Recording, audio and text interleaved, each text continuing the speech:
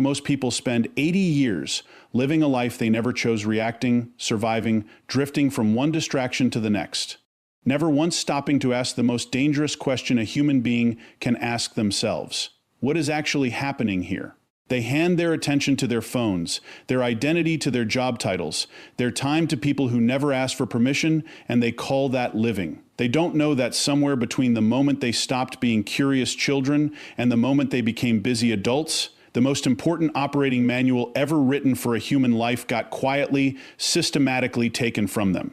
What I'm about to share with you in the next 24 minutes isn't motivation.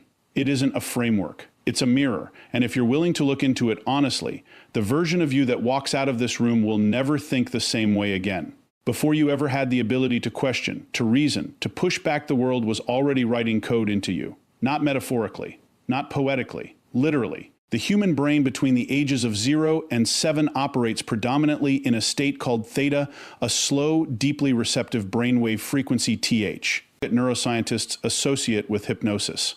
You weren't daydreaming. You weren't playing pretend. You were in a near constant trance state, and every single thing happening around you was being absorbed directly into your subconscious, without a filter, without a firewall, without a single moment of critical evaluation. Your parents argued about money at the dinner table. Downloaded. Your mother flinched every time she looked in the mirror. Downloaded. Your father never said he was proud of you, not because he wasn't, but because no one ever said it to him either. Downloaded. The teacher who told you that you weren't a math person. Downloaded. The moment you raised your hand with an answer and the class laughed. Downloaded. None of it asked for your permission. None of it came with a warning label. It simply went in deep, clean, permanent, and became the lens through which you would interpret every single experience for the rest of your life. This is not a conversation about blame. The people who programmed you were themselves programmed. Your parents were running software installed by their parents, who were running software installed by theirs. Trauma doesn't announce itself. Limitation doesn't introduce itself as limitation. It disguises itself as common sense, as just the way things are, as reality. And that is precisely what makes it so extraordinarily difficult to see. Here is what that programming actually produces in a grown adult. It produces a person who self-sabotages at the edge of success and has no idea why. It produces someone who is inexplicably drawn to relationships that replicate the emotional dynamics of their childhood, not because they enjoy the pain, but because the nervous system mistakes familiarity for safety. It produces a professional who is brilliant, capable, and deeply qualified, who still hears a 7-year-old's voice in the back of their mind whispering that they are not enough, that they don't deserve it, that someone is going to find out they've been faking all along. That voice is not wisdom. That voice is an old recording, and you have been treating it like a compass. The beliefs you hold about money, about love, about what you are allowed to want, about how much joy is appropriate for someone like you, almost none of those beliefs were formed through your own lived experience and rational conclusion. They were handed to you. They were modeled in front of you by people who were themselves operating from their own unexamined inheritance. And the cruelest part of all of this is that the programming doesn't feel like programming. It feels like personality. It feels like preference. It feels like truth. You think you don't like public speaking because of who you are. You think you avoid conflict because that's just your nature. You think you settle because that's being realistic. You flinch at a microphone because a room laughed at you in 3rd grade. You go silent in disagreements because the last time someone in your house raised their voice, the air became dangerous. You call it being realistic because someone you loved and trusted told you, directly or indirectly, that wanting more was arrogant, naive, or dangerous. The program runs silently. It runs constantly. And it runs on a schedule that has nothing to do with the present moment. You can be a fully grown, adult, educated, experienced, accomplished, and still have your entire emotional life being piloted by conclusions a 5-year-old drew in a moment of confusion or fear. The 5-year-old was doing their best. The 5-year-old was trying to make sense of a world that was far too large and far too complex for a mind that small. But the 5-year-old should not be running your finances. The 5-year-old should not be choosing your relationships. The 5-year-old should not be deciding what you are worth. What makes this particularly insidious is that the mind doesn't archive these early conclusions as memories. It archives them as facts. You don't remember deciding you weren't creative. You simply believe, with complete and quiet confidence, that you are not a creative person. Every morning you wake up, an invisible transaction has already occurred. You didn't authorize it. You didn't negotiate it. You didn't even feel it happen. But somewhere between the moment you closed your eyes and the moment the alarm pulled you back into consciousness, another portion of your finite allocation was spent, not borrowed, not deferred, spent, gone with the quiet, indifferent permanence of a door that only opens in one direction. And yet the vast majority of human beings move through their days with the kind of casual relationship with time that they would never tolerate with money. They guard their wallets. They rack their spending. They negotiate prices, compare interest rates, lose sleep over subscriptions they forgot to cancel. But time, the one thing that cannot be deposited, cannot be recovered, cannot be transferred from someone else's account into yours, they give away without a second thought. This is not an accident. You were never taught to treat time as the primary resource. You were taught to treat money that way.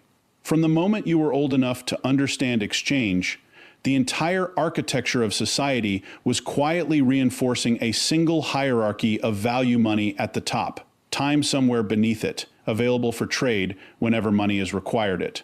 You sold your hours for a paycheck and called it a career. You spent your evenings recovering from days that didn't belong to you and called it rest. You deferred the things that mattered: the trip, the conversation, the creative project, the version of yourself you kept promising to become, and called it being responsible. What you were actually doing was making a bet that time was something you had in abundance, a bet that later was a real place you could actually arrive at. The most dangerous word in the human vocabulary. Vocabulary is not hate, it is not fear, it is later. Later is where dreams go to become regrets. Later is the story every person tells themselves at the precise moment they could be taking the action that would change the entire trajectory of their life. Later feels responsible. Later feels measured. Later feels like wisdom because it sounds like patience. But in most cases, later is simply the most socially acceptable form of avoidance ever invented. Consider what you are actually doing when you spend your attention. Because time and attention are not separate resources, they are the same resource wearing two different names. Wherever your attention goes, your time goes. Whatever your attention is given to, your life is given to. This means that the person who spends 3 hours a day consuming content they don't remember, about people they've never met, debating outcomes they cannot influence, is not just wasting time in the abstract sense. They are trading irreplaceable segments of their one and only life for a neurological drip of stimulation that produces nothing, builds nothing, and leaves nothing behind. And they are doing it voluntarily. And they are doing it daily. The most honest accounting you could ever do for yourself is not financial. It is attentional. Sit with the question of where your time actually went last week, not where you intended it to go, not where you assumed it went, but where it actually went. The hours are the evidence. The calendar is the confession. What you will almost certainly find is a significant gap between the life you say you want and the life your time expenditure is actually building. That gap is not a motivation problem. It is not a discipline problem. It is an awareness problem. Most people have simply never been forced to confront, in concrete and honest terms, the math of their own existence. You have a number. You don't know what it is. No one does.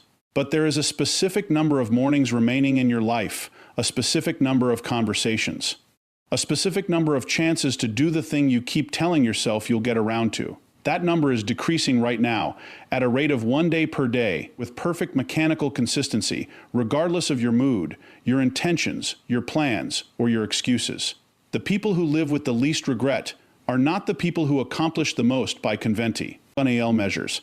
They are the people who developed an almost visceral awareness of what they were exchanging their hours for and made that exchange deliberately, consciously, on their own terms. Right now, somewhere in the world, two people are experiencing the exact same external circumstance, the same job loss, the same ended relationship, the same financial collapse, the same medical diagnosis, and one of them is being destroyed by it while the other is being rebuilt by it. Same event, radically different experience. And the difference has almost nothing to do with the situation itself. It has everything to do with the story each person is telling themselves about what that situation means. This is not a comforting platitude. This is not a motivational refrain designed to make you feel better about hard things. This is one of the most rigorously documented observations in the entire history of human psychology, and most people walk past it every single day without ever stopping to examine its implications for their own life. The human brain is not a camera. It does not record reality as it is. It constructs reality actively, continuously, and with enormous creative liberty, based on a combination of sensory input, prior experience, emotional state, and the stories it has already decided are true. What arrives at your conscious awareness is not the raw feed of what is actually happening. It is an edited version, a curated version, a version that has already been processed through every assumption, every wound, every belief, and every previous conclusion you have ever formed. By the time an experience reaches the part of your mind you call your thoughts, it has already been interpreted. And interpretation is where suffering is either created or dismantled. When something goes wrong in your life, and something will always go wrong because that is the fundamental nature of being alive, your mind does not simply register the event. It immediately begins narrating it. It assigns cause. It assigns meaning. It assigns duration. It tells you why this happened, whose fault it is, what it says about you, and most critically, how long it is going to last. And here is the part that almost no one examines closely enough. Those narratives are almost never accurate. They feel accurate. They feel like clear-eyed assessment. They feel like you are simply seeing the situation for what it is. But what you are actually doing is seeing the situation for what your history, your fear, and your unexamined beliefs have decided it must be. The mind has a small number of deeply ingrained narrative patterns it reaches for in moments of pain. Permanence, this will last forever. Pervasiveness, this ruins everything. Personalization, this is proof of something fundamentally wrong with me. These three cognitive distortions, identified and studied across decades of psychological research, are responsible for an almost incomprehensible volume of human suffering. Not because the painful events didn't happen. They did. Not because the loss wasn't real. It was. But because the mind took a specific, temporary, contained event and narrated it into something eternal, total, and identity-defining. And then the person lived inside that narration as though it were simply the truth. Anxiety is almost never about what is actually happening. Anxiety is a story about what might happen, a vivid, detailed, emotionally convincing piece of fiction that the mind presents as forecast. Depression, in many of its most common forms, is a story about what has already happened, popped, and what it permanently means, a narrative of irreversibility, of doors closed forever, of a self that is broken beyond the possibility of repair. These are stories, extraordinarily powerful stories. Stories that produce real physiological responses, real behavioral consequences, real limitations on what a person believes is available to them. But stories nonetheless. This does not mean the pain isn't real. The pain is absolutely real. The grief is real. The fear is real. The exhaustion is real. What is not always real, what is frequently, dramatically, verifiably not real, is the interpretation the mind has layered on top of the pain, the meaning it has assigned, the conclusion it has drawn, the sentence it has handed down. What changes everything is the moment a person develops the ability to create even the smallest gap between what is happening and the story they are telling about what is happening. Not to deny the experience, not to pretend the situation doesn't exist, but to look at the narrative with enough distance to ask one of the most transformative questions available to a conscious human being: is this actually true? Or does it only feel true because I have? I thought it so many times that it has started to feel like fact. Ask someone who they are and watch what happens. They will tell you what they do for a living. They will tell you their role in a family. They will tell you their nationality, their religion, their political position, their personality type from a test they took online. They will hand you a collection of labels, categories, and affiliations and present them as a self-portrait. And in that moment, without realizing it, they will have shown you not who they are, but who they have agreed to be. Not the full complexity of a living, breathing, constantly evolving human consciousness, but a fixed map of a territory that was drawn years ago and has not been updated since. Most people are not living as themselves. They are living as their most rehearsed version of themselves. And they have repeated that version so many times in so many rooms to so many people that they have long since stopped questioning whether it is still true or whether it was ever true at all. Identity is not something you were born with in the way you were born with your bone structure or your blood type. Identity is something that was built, incrementally, socially, experientially through a long series of moments in which the world reflected something back at you, and you decided to accept that reflection as definition. The child who was told they were the responsible one, the teenager who was told they weren't athletic, the young adult who failed publicly and quietly concluded they were not the kind of person who takes risks. Each of these moments laid down another brick. And over time, those bricks became walls. And those walls became a structure so familiar, so load-bearing, so deeply associated with safety and continuity, that the person inside stopped calling it a prison and started calling it a personality. The comfort zone is one of the most misunderstood concepts in the entire conversation around human potential. It is almost always framed as laziness, as lack of ambition, as fear of hard work. But the comfort zone is not primarily about comfort in the physical sense. It is about identity preservation. The reason most people don't pursue the thing they actually want, the business, the relationship, the creative life, the version of themselves they can feel waiting just beneath the surface, is not that they are afraid of failure in the abstract. It is that success would require them to become someone they do not currently have permission to be. And that is a far more threatening proposition than failure. Failure confirms the story. Success dismantles it. And the ego, whose entire function is to maintain the continuity of the self-concept, will choose the familiar pain of limitation over the terrifying uncertainty of expansion every single time, unless it is consciously, deliberately, and repeatedly overridden. Watch how people talk about themselves in casual conversation. I'm just not a confident person. I've never been good with money. I'm not really a creative. I don't do well with confrontation. These statements are delivered with the casual certainty of someone describing their eye color, as though these qualities are fixed biological facts rather than conclusions drawn from a handful of past experiences and then calcified through repetition into what feels like permanent truth. Every time you say, "I am not that kind of person," you are not describing reality. You are voting for a reality. You are casting a ballot for the version of yourself that stays exactly where it is. And the mind, which is extraordinarily loyal to whatever identity it has been given to protect, will immediately begin marshaling evidence to support your vote and filtering out anything that contradicts it. This is why change is so disorienting, even when it is positive. This is why people who lose significant weight sometimes gain it back. Why people who escape difficult environments sometimes recreate them. Why the promotion that should feel like a triumph sometimes feels like an existential threat.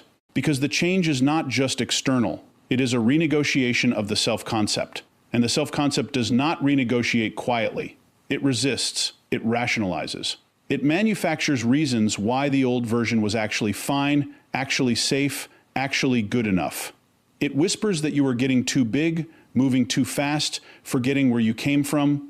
The cage is real, but it was never locked from the outside. Every bar in it was installed from within, one experience, one label, one repeated story at a time. And what was built through repetition can be dismantled through awareness, but only by someone willing to sit with the profound discomfort of not knowing who they are while they are. In the process of becoming who they could be. There is a woman named Bronnie Ware, a palliative care nurse who spent years sitting beside people in the final weeks of their lives, listening to what they said when there was nothing left to protect, nothing left to perform, nothing left to prove. She documented what she heard, and what she heard, with a consistency that should shake every driven, ambitious, achievement-oriented person reading this to their core, was not regret about risk taken or money lost or careers derailed. The regret that surfaced most reliably, most painfully, in the mouths of people standing at the absolute edge of their existence was about connection, about the conversations that never happened, about the relationships quietly starved to death by busyness and assumption, and the arrogant belief that there would always be more time, about the people they loved who died not fully knowing they were loved. This was not a small sample of outliers.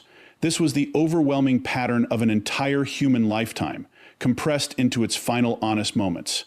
And yet the architecture of modern life is almost perfectly designed to produce exactly this regret. The systems you operate.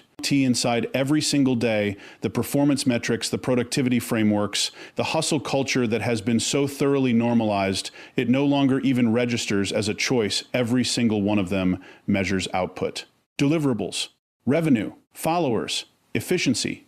Not one of them has a column for the quality of your relationships. Not one of them tracks whether the people in your life feel genuinely seen by you. Not one of them measures whether your children will remember you as present or as perpetually distracted.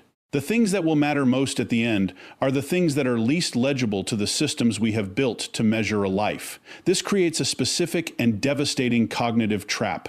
The things that are measurable feel productive. The things that feel productive feel important. And so the meeting gets prioritized over the phone call. The deadline gets prioritized over the dinner. The inbox gets cleared while the relationship quietly accumulates the kind of debt that doesn't announce itself until the creditor is gone. You tell yourself you are building something for them, for the family, for the future. And perhaps you are. But what is also true, and what is far less comfortable to acknowledge, is that presence cannot be retrofitted. You cannot go back and be there. You cannot invoice someone the attention you owe them from 5 years of distraction. The moment passes with the permanent indifference that only time possesses, and what remains is a relationship shaped by your absence, whether you intended that shape or not. The research on human happiness is among the most replicated in all of psychology, and it points in one direction with a consistency that should by now have fundamentally restructured how societies organize themselves.